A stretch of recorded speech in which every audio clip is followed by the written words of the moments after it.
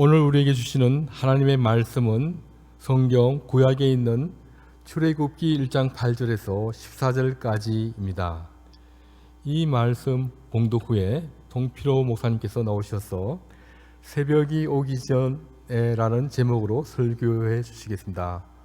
말씀을 봉독하겠습니다. 요셉을 알지 못하는 새 왕이 일어나 애굽을 다스리더니 그가 그 백성에 이르되 이 백성 이스라엘 자손이 우리보다 많고 강하도다. 자, 우리가 그들에게 대하여 지혜롭게 하자. 두렵건대 그들이 더 많게 되면 전쟁이 일어날 때에 우리 대적과 합하여 우리와 싸우고 이 땅에서 나갈까 하노라 하고 감독들을 그들 위에 세우고 그들에게 무거운 짐을 지워 괴롭게 하여 그들에게 바로를 위하여 국고성 비돔과 라임스를 건축하게 하니라. 그러나 학대를 받을수록 더욱 번성하여 퍼져나가니 애굽 사람이 이스라엘 자손으로 말미암아 근심하여 이스라엘 자손에게 일을 하게 시켜 함께 봉독하시겠습니다. 어려운 노동으로 그들의 생활을 괴롭게 하니 곧 흙이기와 벽돌 굽기와 농사의 여러 가지 일이라 그 시키는 일이 모두 엄하였더라. 아멘. 주님, 오늘도 말씀을 통해 주님의 마음을 알게 해 주십시오. 우리가 미처 몰랐던 크고 비밀한 일을 깨닫게 해 주시고 늘 주님을 의지하고 순종하며 살게 해 주옵소서. 진리의 영이신 성령님만을 온전히 의지하오며 예수님의 이름으로 기도드립니다. 아멘.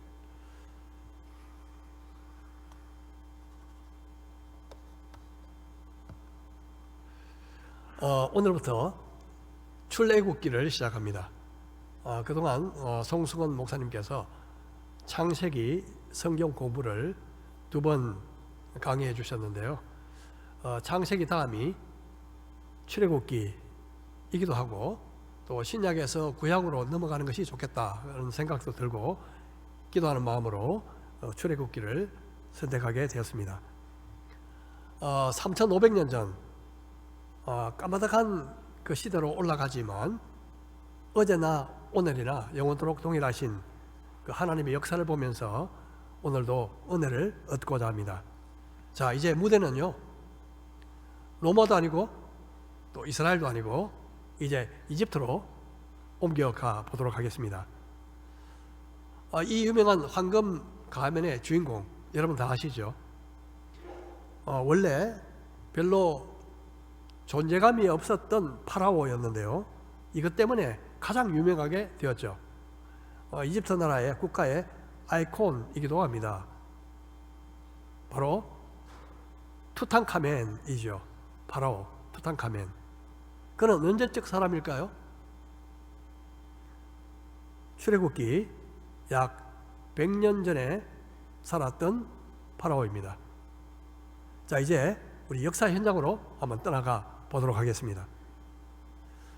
히브리인들의 이 성경책, 우리 제목이 있잖아요. 창세기, 출애굽기 제목이 있죠. 이 관례상 책의 첫 어구 혹은 글자를 사용합니다. 예를 들면 창세기는 태초라는 뜻을 가진 베레시트죠.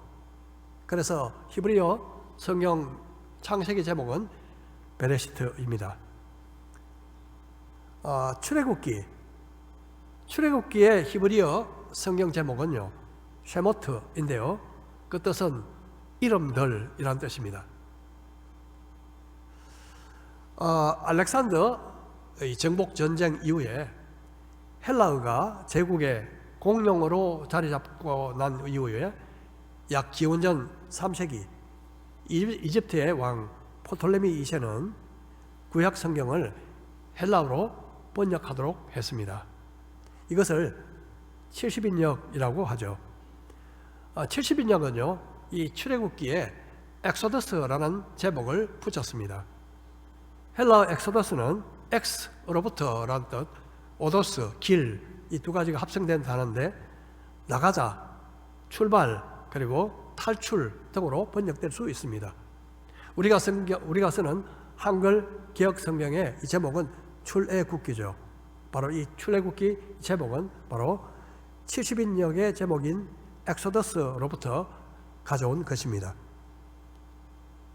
유대인들이 토라라고 부르는 구약 성경 첫 5권은 바로 우리가 잘 알듯이 창세기, 출애굽기, 레위기, 민수기, 신명기 이 5권이죠. 이것을 모세 오경 혹은 모세 율법이라고도 하고 이 모든 성경은 바로 모세가 기록했습니다. 이 5권은 출애굽하는 그 시기엔 약 AD BC 1446년에서 모세가 세상을 떠난 BC 1406년 그 사이에 기록이 되었습니다. 이 출애굽기는 단순히 이스라엘 백성들이 이집트의 압제로부터 어떻게 해방되었는가에 대한 스토리가 아닙니다. 하나님께서 왜 이스라엘을 이집트로부터 이끌어내셨는가에 대한 설명이기도 합니다.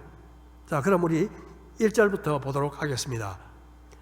야곱과 함께 각각 자기 가족을 데리고 애굽에 이른 이스라엘 아들들의 이름은 이러하니 르우벤과 시므온과 레위와 유다와 이사갈과 스불론과 베냐민과 단과 납달리와 갓과 아셀이요 야곱의 허리에서 나온 사람이 모두 70이요 요셉은 애굽에 있었더라.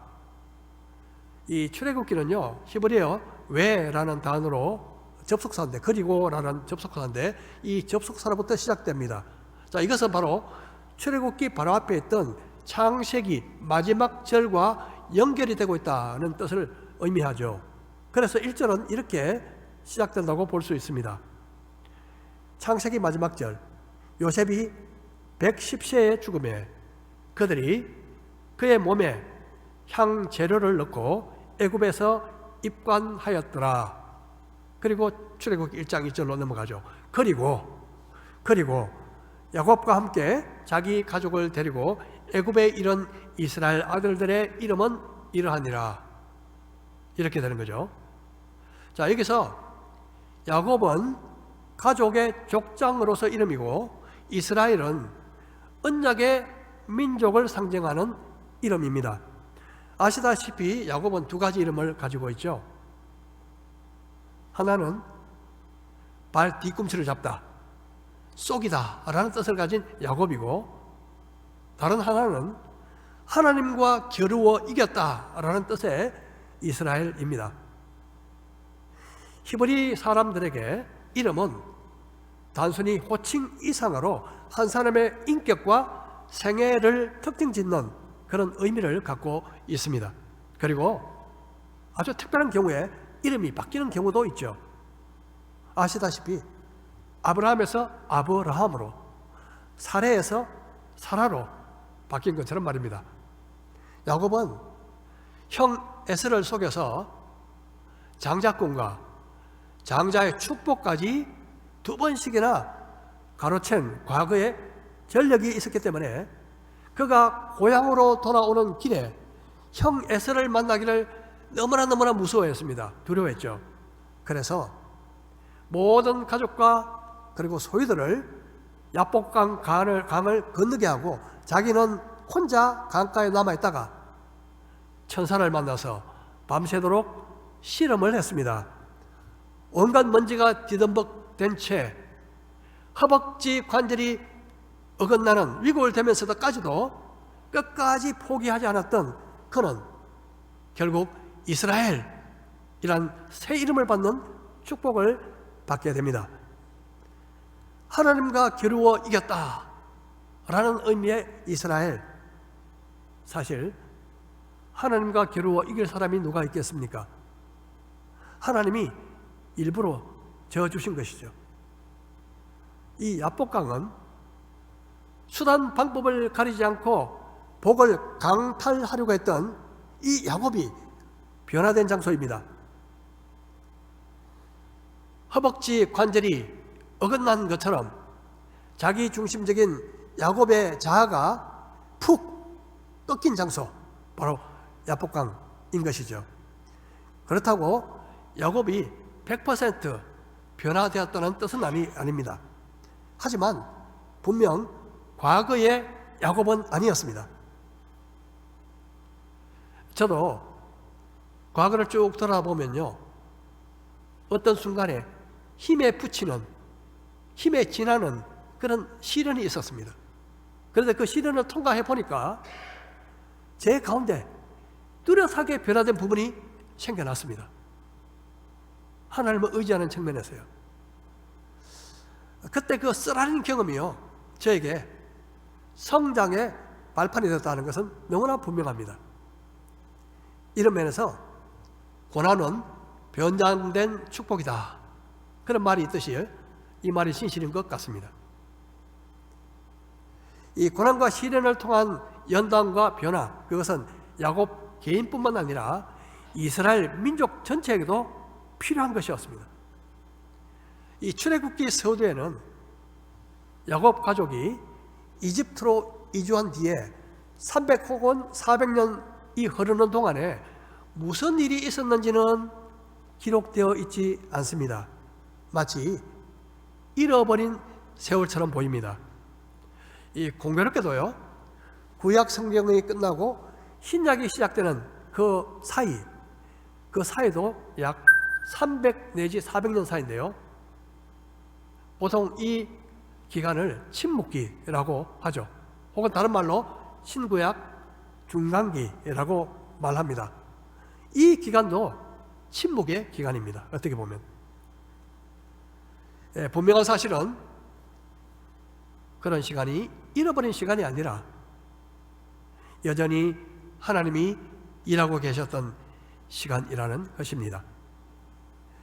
모세를 통해 이스라엘 백성들을 애굽에서 이끌어내고자 하셨던 그 하나님, 예수님을 통해서 인류를 죄로부터 구원하고자 하셨던 그 하나님, 동일한 하나님이십니다.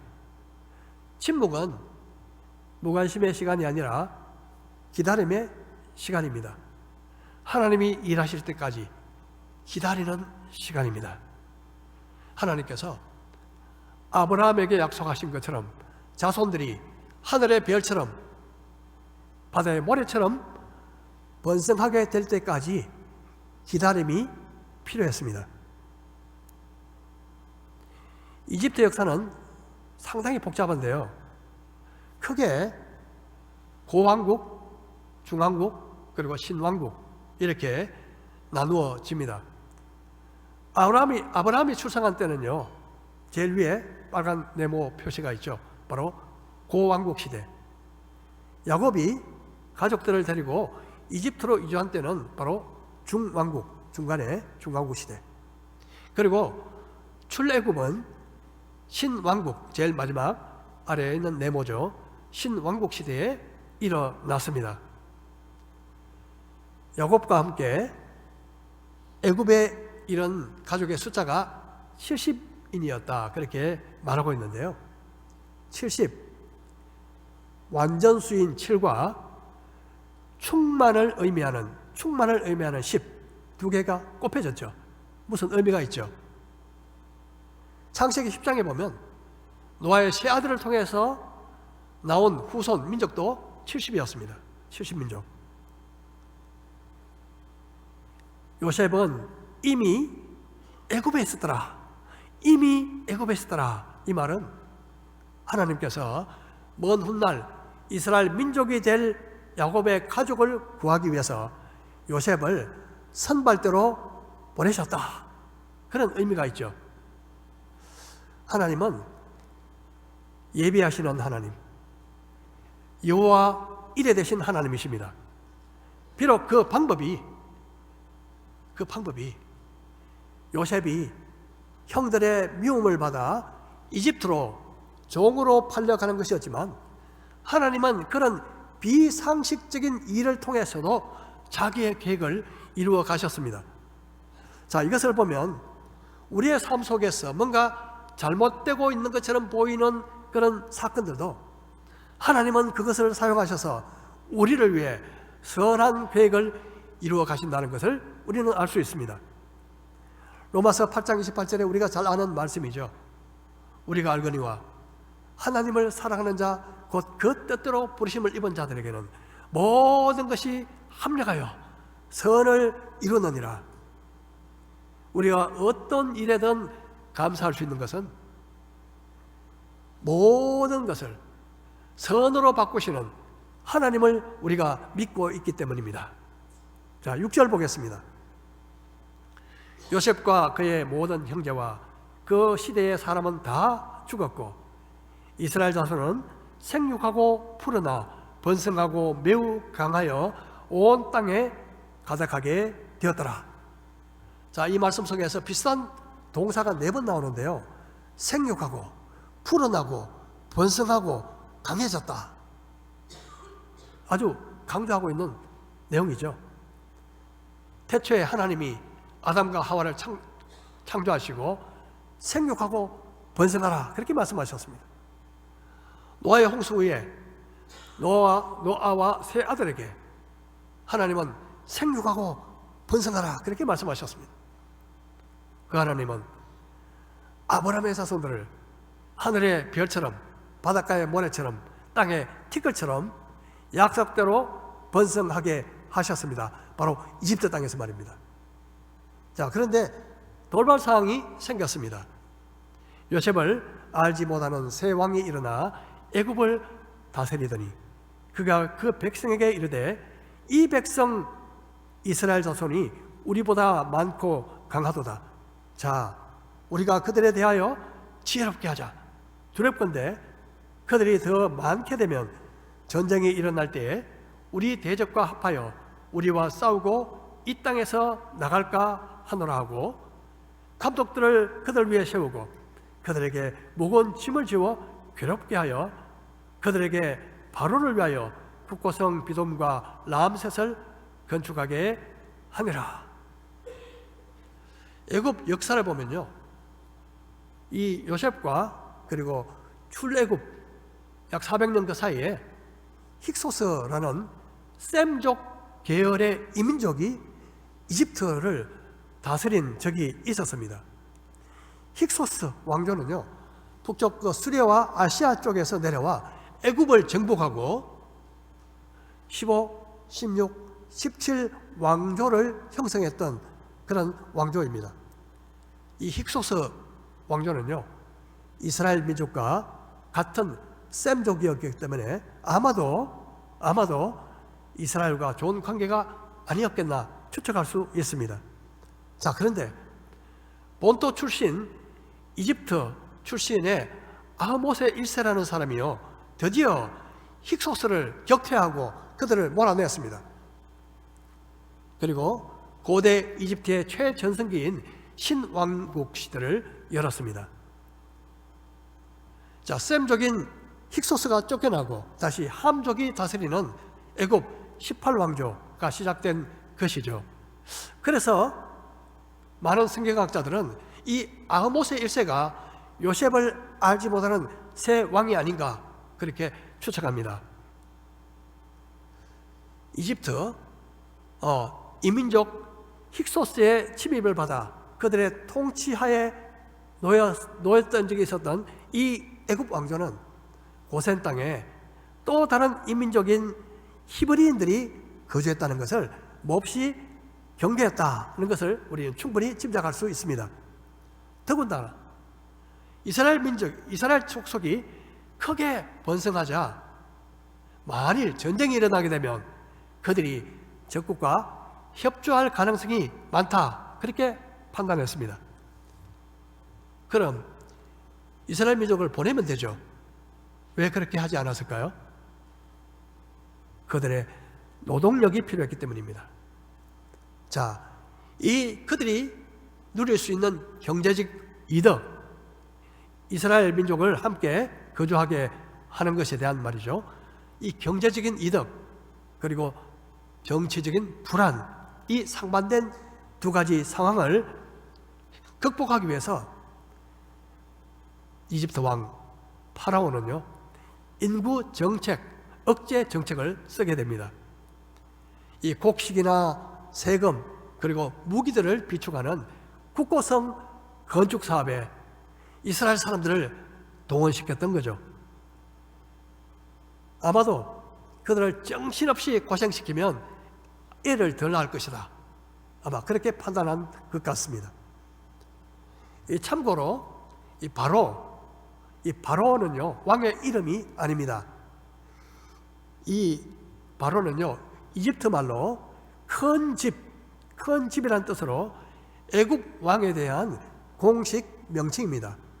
그래서 바로는 다 같은 사람이 아니다는 거죠. 그것을 알면 아는 것이 필요합니다. 자, 이집트 백성들은 바로 이 람셋과 비돔 같은 성읍을 건설하는 일에 끌려나갔습니다. 자, 12절 보겠습니다.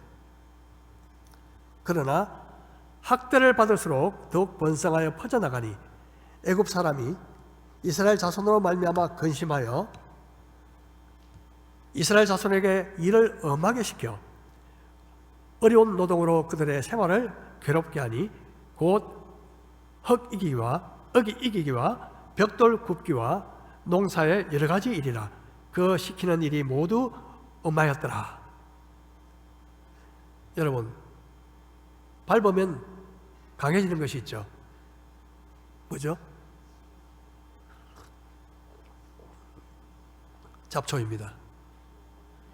잡초는 밟으면 밟을수록 생명력이 더 끈질기게 살아나가죠. 잡초는요 굉장히 열악한 환경에서도 잘 자랍니다. 길을 가다 보면 아스팔트가 갈라진 그 틈 사이에서도 잡초가 자라 나옵니다. 사실 우리는 잡초와 다를 바 없는 인생들입니다. 저와 여러분은 잡초와 다름없다. 특히 야곱의 인생을 보면요 잡초 인생이라는 것이 실감이 납니다. 하나님은요 야곱을 부를 때 이 버러지 같은 야곱아 이렇게 부르신 적도 있습니다. 버러지 같은 야곱아, 벌레 같은 야곱아.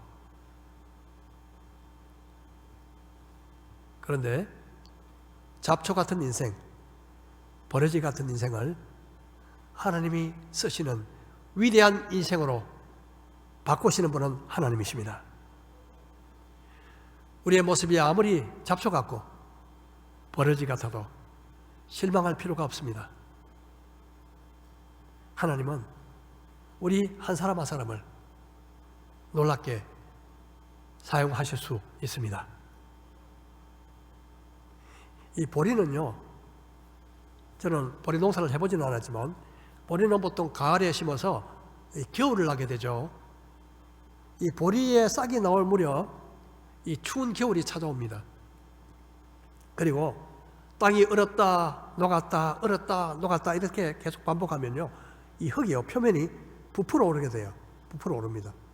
그러면 어떻게 됩니까? 보리 뿌리가 들리죠. 보리 뿌리가 들리면 죽게 됩니다. 그래서 이 보리 밟기를 통해서 보리를 흙 속에 꽉꽉 눌러줘야 됩니다. 보리를 밟으면 짓밟혀 죽는 것처럼 보여도요 입에 상처가 생기게 되면 상처에 수분 함량이 많아지고 생리적으로 추위를 잘 견디게 되고 뿌리도 더 깊이 내리게 되어서 봄에 더 풍성한 이삭을 맺게 됩니다. 사람들이 보기에는 보리를 밟아 죽인다고 생각하겠지만 죽이는 것이 아니라 살리고 더 풍성한 열매를 맺도록 만드는 것입니다. 이스라엘의 고난은 보리 밟기와 비슷했습니다. 바로는 음하고 가혹하게 이스라엘 백성들을 짓밟았습니다. 여기서 음하다는 의미는요 가루가 될 정도로 무지하게 짓 이긴다 그런 의미를 갖고 있습니다. 그만큼 힘든 노동을 시켰다는 거죠. 비록 바로가 이스라엘을 밟고 밟았지만 이스라엘은 더욱 번성해서 퍼져나갔습니다. 이것이 하나님이 하시는 방법입니다. 잔잔한 바다는 결코 좋은 뱃사공을 만들지 못합니다.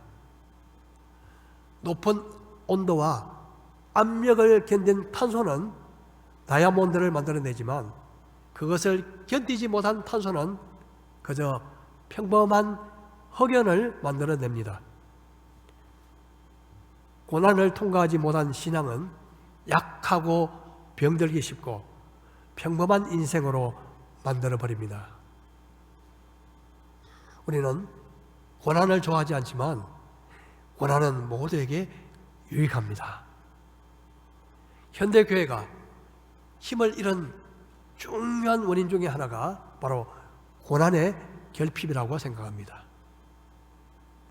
지난 주일에 리처드 범브런트가 쓴 그리스도를 위한 고난이라는 책을 제가 다시 한번 읽어봤습니다. 이전에도 한번 읽었는데요. 그는 나치 시절 그리고 동구권이 공산주의였을 때 루마니아 지하교회를 목숨 걸고 지키던 목사였습니다. 그는 상상할 수 없는 고난과 고문을 약 14년간 겪고 나서 서방의 도움으로 드디어 밖으로 나왔습니다. 그는 자유의 몸이 된 이후에 놀랍게도 이런 말을 합니다. 공산주의 땅에서보다 서구 세계에서의 삶이 더 고통스럽다. 여러분 이해가십니까? 그런 말을 이어갑니다. 내가 고통스러운 까닭은 주님의 말씀을 그대로 실천하는 형용할 수 없이 아름다운 지하교회들이 그립기 때문이다. 지하교회가 그립답니다. 지하교회는 가난하고 고통받는 교회이지만 미지근한 교인은 하나도 없다. 고난은 우리를 강하고 뜨겁게 그리고 순수하게 만듭니다. 그리고 우리의 마음을 하나님으로 향하게 합니다. 고난은 우리의 삶을 궁핍하게 만드는 것이 아니라 더 풍성하게 만듭니다. 바로의 1차 인구 억제 정책은 실패했습니다. 이스라엘 백성들을 잡초밟듯이 밟았지만 그들은 더욱 생명력 있게 번성했습니다. 그는 고된 노동이 먹히지 않는다는 사실을 알았습니다. 그래서 2차 억압 정책을 만들어냈습니다. 애굽 왕이 히브리 산파 십브라라 하는 사람과 부하라 하는 사람에게 말하여 이르되 너희는 히브리 여인을 위하여 해산을 도울 때에 그 자리를 살펴서 아들이거든 그를 죽이고 딸이거든 살려두라. 누군가의 소중한 아들을 죽여야 하는 끔찍한 임무가 십브라 그리고 부하라고 하는 산파에게 주어졌습니다. 여러분 이 이야기는요 또 하나의 이야기를 생각나게 합니다. 바로 예수님께서 탄생하셨을 때 당시 왕이었던 헤롯이 2살 아래 사내 아이들을 다 죽이라고 명령했던 것입니다. 인간의 권력욕이 무서운 이유는 인간의 생명을 하찮게 보기 때문입니다. 권력에 붙잡힌 사람은 인간의 생명을 하찮게 본다. 이것이 무서운 것입니다. 17절입니다. 그러나 산파들이 하나님을 두려워하여 애굽 왕의 명령을 어기고 남자 아기들을 살린지라. 애굽 왕이 산파를 불러 그들에게 이르되 너희가 어찌하여 이같이 남자 아기들을 살렸느냐. 산파가 바로에게 대답하되 히브리 여인은 애굽 여인과 같지 아니하고 건장하여 산파가 그들에게 이르기 전에 해산하였더이다 하매 하나님이 그 산파들에게 은혜를 베푸시니 그 백성은 번성하고 매우 강해지니라. 산파들은 왕의 명령보다 하나님의 명령을 더 두려워했습니다. 애굽 여인보다 히브리 여인들이 더 건장해서 산파가 이르기 전에 이미 출산했다 이렇게 말한 산파들의 말이 정말 맞냐? 아니면 거짓말이냐? 이것보다 더 중요한 것은 산파들이 하나님을 두려워하는 마음으로 행동했다는 것입니다. 기생 라합도 여리고성에 잠입한 이스라엘 정탐꾼들을 숨겨주고 나서 수색하러 온 여리고 군사들에게 이미 그들이 성을 빠져나갔어, 이렇게 거짓말해서 목숨을 구해주었습니다. 좋은 일을 위해서는 얼마든지 거짓말을 해도 좋다, 그런 의미가 아니라 그 행동은 하나님을 두려워한 기생 라합의 믿음이었다고 성경은 칭찬하고 있습니다. 믿음이었다고. 21절입니다. 그 산파들은 하나님을 경외하였으므로 하나님이 그들의 집안을 흥왕하게 하신지라. 그러므로 바로가 그의 모든 백성에게 명령하여 이르되 아들이 태어나거든 너희는 그를 나일강에 던지고 딸이거든 살려두라 하였더라. 그들이 왕의 명령을 거부할 수 있었던 이유는 하나님을 더 두려워했기 때문이다, 그렇게 말씀합니다. 하나님은 그들을 축복하셨습니다. 성경은 바로의 이름이 뭔지, 바로가 누구인지 이름이 나오지 않지만 두 산파의 이름 시브라와 부하라는 이름은 기록되어 있습니다. 이것은 성경이 무엇을 중요하게 보는가 하는 시각을 우리에게 말해주고 있습니다. 종종 우리는 두 가지 선택에서 갈등을 느낄 때가 있습니다. 이것을 해야 되냐, 저것을 해야 되냐. 이럴 때 간단한 질문을 스스로 던져보면 도움이 될 것 같습니다. 그 질문은 바로 이것입니다. 하나님을 더 두려워하는가? 아니면 사람을 더 두려워하는가? 아마 결정을 좀 심플하게 만들어 줄 것입니다. 자, 바로는 포기하지 않습니다. 제3차 마지막 정책을 실행하죠. 그 명령은 사내 아이가 태어나면 나일강에 던져버려. 아그밥이 되도록 던져버려. 나일강을 신성하게 여긴 애굽 사람들에게는 그 아기를요, 그들이 섬기는 신에게 바친다, 그런 의미도 될 수 있습니다. 자, 이스라엘 백성들은 또다시 가혹한 현실을 직면하게 됐습니다. 고통 위에 고통을 얹어버린 격이죠. 여러분, 고난이 없는 축복만을 기대한다면요, 그것은 바알 숭배 신앙과 같습니다. 바알은 고대 가나안 사람들이 풍요를 바라며 섬기던 신의 이름이었습니다. 바알. 뭐든지 잘 되기를 원하는, 그죠? 그런 이 많은 종교인들의 신앙이 이 바알 신앙과 가깝지 않냐, 그런 생각을 종종 합니다.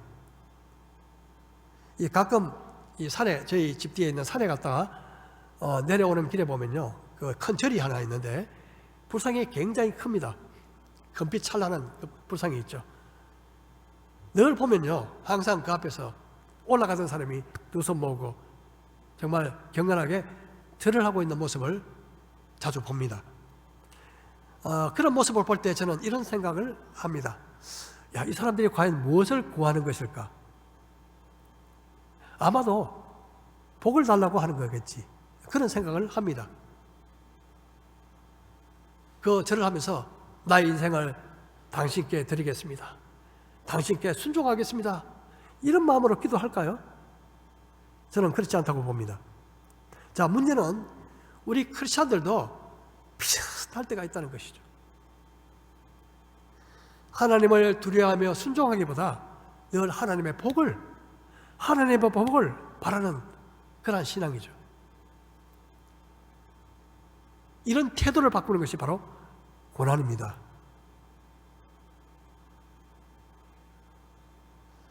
이 고난은 하나님의 백성으로서 준비시키시는 하나님의 도구였습니다. 만일 이스라엘 백성들이 고난 없이 이집트에서 계속 편하고 안락한 삶을 살게 되었다면 어떻게 됐을까요? 당시 세계 최고의 이집트 문명에 동화되어 정체성이 사라질 수도 있었을 것입니다. 하나님을 갈망하는 마음은 물론 잃어버릴 수 있겠죠. 혹시 여러분 이렇게 말할 수 있습니다. 저는 고난이 없습니다. 물론 오늘날 예수 믿는다고 집에서 쫓겨나는 일은 그렇게 흔치 않습니다. 예수 믿는다고 감옥 가는 일은 더욱이 없습니다. 그럼 우리는 고난이 없는 환경에서 살아가는 것일까요? 그렇지 않습니다. 디모데후서에서 이렇게 말씀합니다. 우리 같이 한번 읽어볼까요? 시작. 무릇 그리스도 예수 안에서 경건하게 살고자 하는 자는 박해를 받으리라. 만일 우리가 주 안에서 경건하게 살고자 한다면 고난은 필수다. 학교에서, 직장에서 놀리는 사람이 있을 것이고 무시받거나 미움을 받을 수도 있습니다. 세상이 당연하게 생각하는 것들이 우리에게는 당연한 것이 아닐 수 있습니다. 만일 모든 사람들에게 칭찬과 인정과 존경을 받고 싶으십니까? 그렇다면 그 생각이 잘못된 생각이라는 것을 우리는 알아야 합니다. 예수님께서는 모든 사람들에게 칭찬을 받으면 화가 있을 것이다, 그렇게 말씀하셨기 때문입니다. 세상은 하나님의 백성에 대해서 호의적이지 않습니다. 비록 우리가 옳다고 생각되는 때에도 우리를 좋아하지 않습니다. 오히려 미움을 받을 때가 종종 있습니다. 어둠을 사랑하면 빛을 싫어하기 때문입니다. 우리 마무리하도록 하겠습니다. 이스라엘 백성들은 하나님의 섭리 안에서 이집트로 이주한 뒤에 400년간 살면서 큰 민족을 이루게 됩니다. 이제 이집트를 떠나야 할 때가 무르익어 가고 있었습니다. 가장 어두울 때가 동틀 새벽녘이다라는 말이 있듯이 이 어두운 시간이 지나면 새벽이 올 것입니다. 그러므로 무슨 고난이든 참고 인내하면 언젠가 하나님의 은혜를 경험하게 될 것입니다. 그리스도 안에서는 목적 없는 고난은 없습니다. 의미 없는 고난도 없습니다. 비록 긴 침묵의 시간이라 해도 하나님의 계획이 있습니다. 하나님은 그 속에서 일하고 계십니다. 지금은 몰라도 언젠가는 알게 될 것입니다. 왜 하필 그때, 왜 그런 일이 있었는지, 비록 우리의 실수로 말미암아 빚어진 일이라 할지라도, 내가 끝까지 이해하지 못하는 일이라 할지라도 하나님은 사랑하는 자에게, 선하신 하나님께서 우리에게 선을 이루실 것입니다. 만일 우리에게 그런 어두운 시간이 있었거나 아니면 현재 그런 시간을 겪고 계신다면 하나님을 찬양하십시다. 하나님께서 출애굽이란 놀라운 일을 행하시기 전에 이렇게 깊은 어둠의 시간이 있었다는 것을 기억하십시다. 갈수록 더 절망적으로 되어 가는 것 같았지만 이스라엘을 위해서 하나님은 놀라운 반전을 준비하고 계셨습니다. 그 이야기는 다음 시간에 이어가도록 하겠습니다. 이 시간 우리 기도하겠습니다. 우리에게 있는 크고 작은 시련들을 생각하며 하나님께 감사 기도를 드리십시다. 그리고 하나님의 선하심을 온전히 의지하겠노라 결심하고 다짐하며 기도하는 시간 우리 잠시 함께 갖도록 하겠습니다.